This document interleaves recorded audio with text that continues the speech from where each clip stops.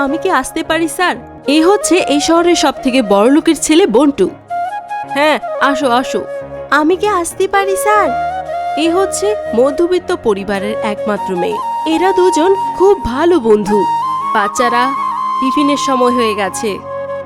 এই, তোকে না বলেছিলাম ওর সাথে কথা বলিস না? ও বড়লোকের ছেলে, তোকে কোন সময় পাত্তা দিবে না, তোকে ছেড়ে দিবে।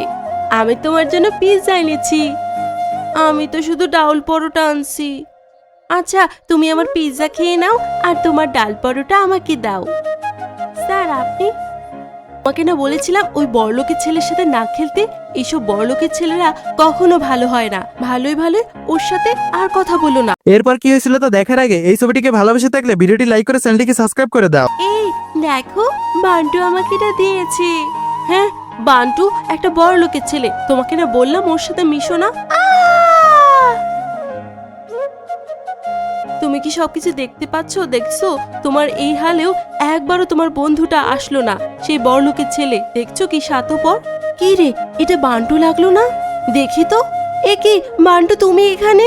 হ্যাঁ মা, ওর একটা বেস্ট ফ্রেন্ডকে ওর চোখ ডোনেট করে দিয়েছে। ডাক্তার ডাক্তার, ওর চোখ কি কখনো ঠিক হবে না? না, ওর চোখ কখনো ঠিক হবে না। ডাক্তার, তাহলে ও আমার চোখ দিয়ে দেখবে জগৎ। আমি ওকে আমার চোখ ডোনেট করব। তারপর থেকেই আমার ছেলেটা চোখে দেখে না। বান্টু, এটা তুমি কি করলে?